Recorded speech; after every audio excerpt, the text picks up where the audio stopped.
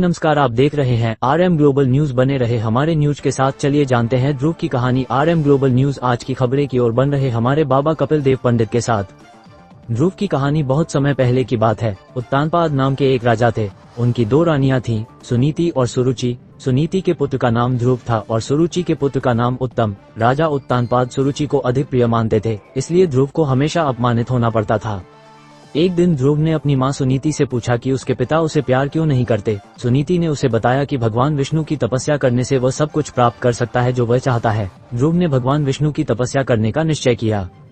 ध्रुव ने अपनी मां से कहा कि वह भगवान विष्णु के दर्शन करने के लिए वन में जाएगा। उसकी मां ने उसे समझाया कि यह बहुत कठिन तपस्या है, लेकिन ध्रुव ने अपनी बात नहीं मानी। वो वन में गया और नारद मुनि से मिला। नारद मुनि ने उसे ओम नमो भगवते वासुदेवाय मंत्र का जाप करने और भगवान विष्णु की तपस्या करने का तरीका बताया। ध्रुव ने 6 महीने तक कठोर तपस्या की। उसकी तपस्या से प्रसन्न होकर भगवान विष्णु प्रकट हुए और उसे वरदान मांगने के लिए कहा। ध्रुव ने कहा कि वह अटल पद प्राप्त करना चाहता है जो कभी नष्ट न हो। भगवान विष्णु ने उसे ध्रुव तारा बनने का वरदान दिया। ध्रुव तारा हमेशा आकाश में एक ही स्थान पर रहता है। ये ध्रुव की अटूट भक्ति और तपस्या का प्रतीक है। ध्रुव की कहानी हमें सिखाती है कि भगवान की भक्ति और सच्ची लगन से कुछ भी प्राप्त किया जा सकता है। ये कहानी विष्णु पुराण और भागवत पुराण में वर्णित है। ये हिंदू धर्म की एक लोकप्रिय कहानी है और बच्चों को भक्ति, धैर्य और दृढ़ संकल्प का महत्व सिखाती है। ये ज्ञान औगान के रहने वाले बाबा कपिल देव पंडित ने सिखाए हैं और गांव के रहने वाले जितना भी है श्रद्धालु सभी को यही ज्ञान देते हैं कि सच्चाई की मार्ग पर चलते रहे।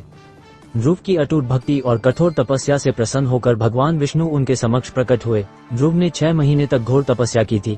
इस दौरान उन्होंने केवल वायु और जल ग्रहण किया और निरंतर ओम नमो भगवते वासुदेवाय मंत्र का जाप करते रहे। उनकी तपस्या इतनी कठिन थी कि तीनों लोकों में हलचल मच गई।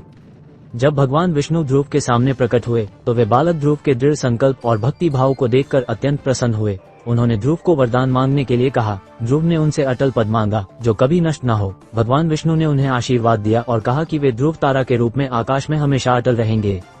इस प्रकार भगवान विष्णु ध्रुव की भक्ति और तपस्या से प्रसन्न होकर उनके समक्ष प्रकट हुए और उन्हें अमर पद प्रदान किया। बाबा कपिल देव पंडित के द्वारा गीता की कही हुई बात बताते हैं सभी को।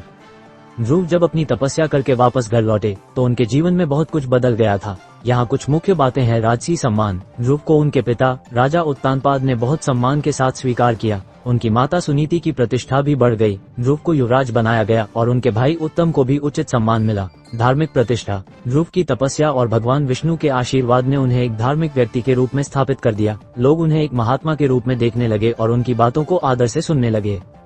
परिवार में बदलाव। ध्रुव के लौटने के बाद उनके परिवार में खुशी और समरसता का माहौल बन गया। उनकी माता और पिता के बीच संबंध सुधरे और सभी लोग प्रेम से रहने लगे। प्रजा का कल्याण। ध्रुव ने एक अच्छे शासक के रूप में अपनी प्रजा का ध्यान रखा। उन्होंने न्यायपूर्ण और धर्म आधारित शासन किया जिससे राज्य में सुख और समृद्धि आए। अमर पद। ध्रुव को भगवान विष्णु ने ध्रुव तारा बनने का वरदान दिया था। यह एक अमर पद है जो आज भी आकाश में दिखाई देता है। ये ध्रुव की अटूट भक्ति और तपस्या का प्रतीक है।